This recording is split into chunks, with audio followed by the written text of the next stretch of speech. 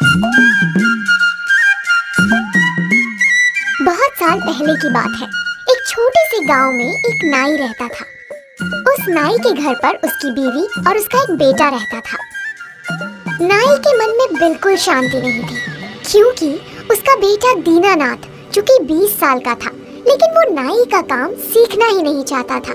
लेकिन उसके पास एक बहुत अच्छा हुनर था, और वो दिनू, हाँ दिनू, उठ जा, अभी तेरा पिताजी आ जाएंगे घर पे। जल्दी उठ, उठ ना दिनू। माँ, पिताजी इतनी जल्दी नहीं आएंगे, वो अभी भी बाल काट रहे हैं। मुझे कैंचे की आवाज आ रही है, आप बिल्कुल चिंता मत करिए। मुझे थोड़ी देर और सोने दो ना। ओह, एक बात भी इसको सुनाई नहीं देती है। एक काम कर, जब तेरे पिताजी इस दुकान से निकलेंगे ना, तब तू मुझे आवाज दे देना, तब मैं खाना बनाना शुरू कर दूंगी, ठीक है?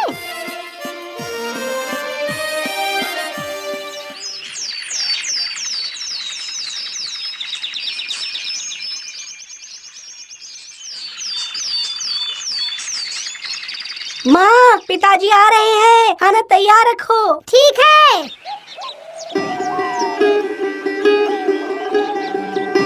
अच्छा महाराज, अभी भी बिस्तर पर पड़े हो? कुछ काम धंधा वगैरह नहीं करोगे? जरा हाथ भी तो बटा सकते हो, आके मेरे साथ काम भी तो सीख सकते हो। काम?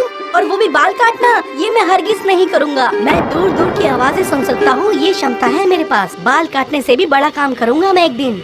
तो फिर क्या करेगा बताओ जरा। मैं राजा जी के पास जाऊंगा और राजकुमारी से शादी करूंगा और उनका राज्य मैं चलाऊंगा।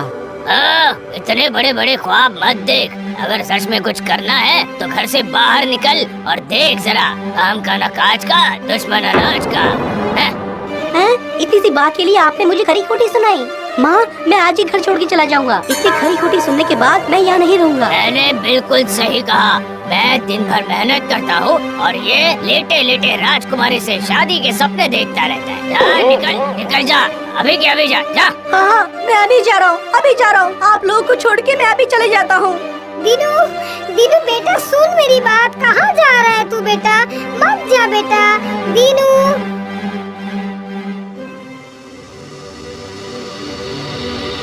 बात कुछ भी नहीं थी और मुझे इतनी खरी खोटी सुना दी उन्होंने। मैं अब घर कभी नहीं जाऊंगा, उनके बुलाने पर भी नहीं जाऊंगा और मैं अपना सपना खुद पूरा करूंगा।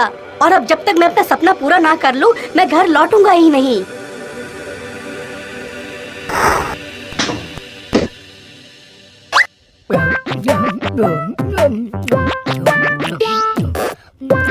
ओ भाई, सारे आम तुम खा लोगे तो बाकी लोग क्या खाएंगे? इतना सारा आम खाना बंद करो, इतने मत खाओ। तुम कौन हो? मेरा नाम कानू है। मैं जितना भी खाऊं मेरा पेट भरता ही नहीं है, इसलिए मैं खाते रहता हूँ। ये तुम क्या बोल रहे हो? हाँ तो आज तक मेरा पेट कभी भरा ही नहीं, इसलिए मेरे पिताजी ने मुझे घर से निकाल दिया है। उन्होंने कहा कि तेरा हाथी जैसा पेट भरना मेरे बस की बात नहीं है। अगर तुम इतना खाते रहोगे तो कोई भी पेड़ में एक भी फल नहीं बचेगा। फिर बाकी लोग क्या खाएंगे बताओ जरा? उससे अच्छा है कि तुम मेरे साथ राजमहल चलो।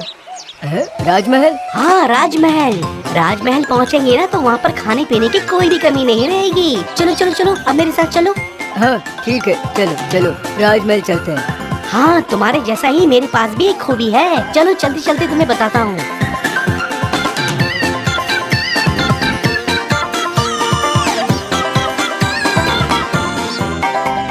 अरे वाह, तुम्हारे पास तो बहुत अच्छा गुण है। देखना, राजा जी राजकुमारी का विवाह तुमसे कराएंगे।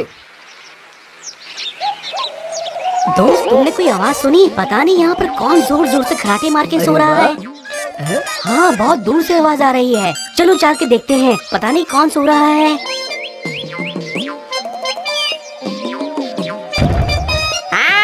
अरे शांति से सोने दोगे या नहीं? घर पर भी कोई सोने नहीं देता और तुम यहाँ शोर मचा रहे हो। किसने तुम्हारी नींद खराब करी बताओ जरा? अरे अब मैं क्या बताऊँ, ऊपर से एक पत्ता नीचे गिरा और जमीन कांपने लगी। अब इतनी जोरों से जमीन कांपेगी तो बंदा कैसे सोएगा? इतनी जोरों से जमीन हिलेगी तो बंदा कैसे सो पाएगा? ये तुम क्या बोल रहे हो? ऊपर से एक पत्ता गिरा, जमीन हिलने लगी, तुम्हारी नींद खुल गई? अब बोलो मत, मैं तो ऐसा ही हूँ। सब कुछ सही होना चाहिए, सब कुछ एकदम सही होना चाहिए, तभी तो मैं सो पाऊंगा। कुछ भी गड़बड़ होती है तो मैं सो नहीं पाता हूँ। पत्ते की क्या बात कर रहे हो? एक चींटी भी सरक के जाती है ना तो मेरी नींद खुल जाती है।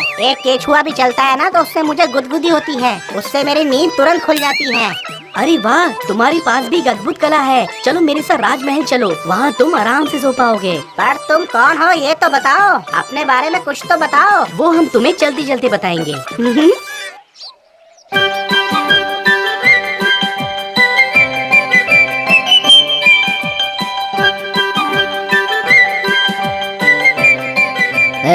तुम लोग कौन हो? अब क्यों आए हो मुझसे मिलने? हम आपकी राज्य की प्रजा है राजा जी। ठीक है, क्या चाहिए तुम्हें? राजा जी, ये कानू और भानु को राजमहल में खाने और सोने की जगह दे दीजिए। और मैं हूँ दीनानाथ, मैं आपकी बेटी मधुबाला जी से शादी करना चाहता हूँ। हाँ।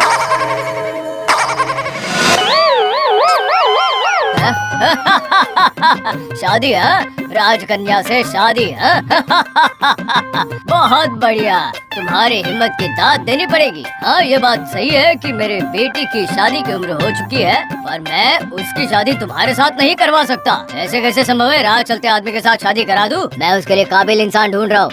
हाँ, मैं भी तो एक काबिल इंसान हूँ। अगर आप मेरी काबिलियत देखेंगे तो आपको बहुत आश्चर्य होगा। हम तीनों के पास अलग अलग विशेष गुण हैं। हाँ राजा जी, मैं कानू हूँ। मुझे खाना बहुत पसंद है। आप कितना भी खिलाइए मेरा पेट भरता ही नहीं। और मैं हूँ भानु, मुझे सोना बहुत पसंद है, इसलिए मुझे सोने के बाद हर चीज सही चाहिए। आप मुझे कितना भी अच्छा बिस्तर दे दीजिए, अगर उसमें कुछ गलती हुई तो मुझे तुरंत समझ में आ जाएगा और मैं सो भी नहीं पाऊंगा। और मैं बहुत दूर की ध्वनि सुन सकता हूँ। अगर आपकी इच्छा हो तो हम तीनों अपनी अपनी कला दिखा सकते हैं। ठीक है, तुम दिखाओ तुम्हारा हुनर। अगर हमें जो भी दिखाए पसंद न आए तो हम तुम्हारी गर्दन उड़ा देंगे। ठीक है, समझ गए ना? हाँ ठीक है, अगर हम तीनों ने अपनी अपनी कला आपको दिखा दी तो आप कानू को जिंदगी भर खिलाएंगे और भानु को जिंदगी भर सोने देंगे और अपनी राजकुमारी से मेरी शादी तुरंत कर देंगे। बताइए बताइए, आपको शर्त मंजूर है? मंजूर है ना? मंजूर है, मंजूर है। सुनो, तुरंत खाने का प्रबंध करो। हम देख रहे हैं कि कानू बैठकर खाना खा रहा था और राजा जी, दीनू और उसके दोस्त उसे खड़े रहकर देख रहे थे। और कानू ने आंख झपकते ही सारा खाना खत्म कर दिया और राजा जी तो हैरान रह गए। वो ताली बजाकर फिर से खाना लाने के लिए कहते हैं और कानू फिर से सारा खाना खत्म कर देता है। इसी तरह बार बार खाना आता रहता है और कानू उसे खत्म कर देता है। और इस तरह ऐसा वक्त आया कि राजा जी का रसोई घर पूरा खाली हो गया। राजा जी फिर से ताली बजाते हैं। तब रसोइया आकर कहता है, और खाने के लिए कुछ नहीं बचा है राजा जी, सब खाना खत्म हो गया है, सब कुछ। देख लिया राजा जी, अब कानू का हो गया, भानु की बारी है। तू जा और 7 गद्दियों से एक बिस्तर बना दे। जा, जल्दी जा। हमारे सेवकों ने बहुत अच्छे से साफ करके बिस्तर बनाया है। मैंने खुद सोकर देखा है, इसमें कोई खोट नहीं है। अब मैं तुम्हारा हुनर देखना चाहता हूँ। चलो बिस्तर पर सो जाओ।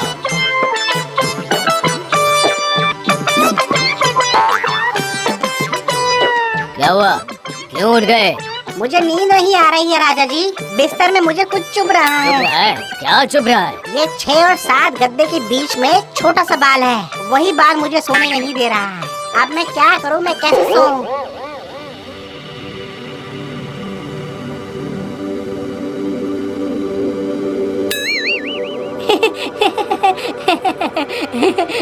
देखा राजा जी भानु का कमाल, अब मेरी बारी है। इन तीनों में सच में हुनर है, इनका और हुनर नहीं देखूंगा मैं। इस लड़के के साथ में मेरी इकलौती बेटी की शादी नहीं कराऊंगा मैं। ना ना ना ना ना ना, ये संभव है ही नहीं। नहीं नहीं नहीं नहीं नहीं, तुम्हें और हुनर दिखाने की कोई जरूरत नहीं है। तुम अब घर जा सकते हो। घर पर शर्त के हिसाब से तो मुझे। अरे शर्त की बात मत सुनाओ मुझे, मैं यहाँ का राजा हूँ, कोई भी शर्त मेरे लिए मायने नहीं रखती। पर आप राजकुमारी का रिश्ता मेरे से नहीं करना चाहते? ठीक है।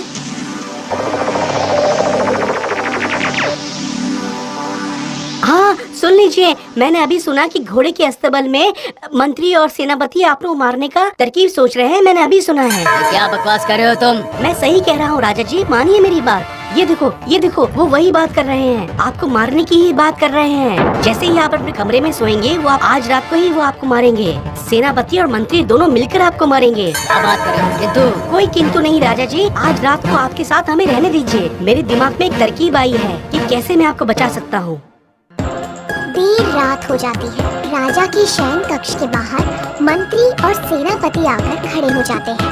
वो धीरे से राजा के शयन कक्ष का दरवाजा खोलते हैं और देखते हैं कि बिस्तर पर एक चादर के नीचे कोई सोया हुआ है। वो दोनों बिस्तर के पास पहुंचते हैं और मंत्री सेनापति को इशारा करता है और सेनापति जोर जोर से उसे तलवारों के वार से मारने लगता है और मंत्री तब कहता है, आज से मैं इस राज्य का राजा हूँ। हाँ। और मैं मंत्री हूँ मंत्री। छोड़ो छोड़ो मुझे, क्यों मुझे पकड़ा है? छोड़ो, मैं आज से नया राजा हूँ। राजा जी, आपने हमें बेवकूफ बनाया। छोड़ दीजिए महाराज, गलती हो गई हमसे। हमारे साथ दगाबाजी। जाओ, इन्हें काल कोठरी में बंद कर दो। इनकी व्यवस्था मैं बाद में करता हूँ। ले जाओ इन्हें। दीनानाथ, मैंने तुम्हें गलत समझा था। तुम न होते तो आज मैं जान से हाथ धो बैठता और इस राज्य का सर्वनाश हो जाता। तुम ही मेरे योग्य दामाद और राज सिंहासन के योग्य उत्तराधिकारी। मैं आज ही मेरी बेटी के साथ तुम्हारी शादी करवा दूंगा। और इसी वक्त से दीनानाथ का सपना पूरा हो जाता है। पूरे राज्य में खुशियाँ फैल जाती हैं। सारे नगर के लोग खुशियाँ मनाते हैं। आतिशबाजियाँ होती हैं, ढोल नगाड़े और शहनाइयाँ बजती हैं।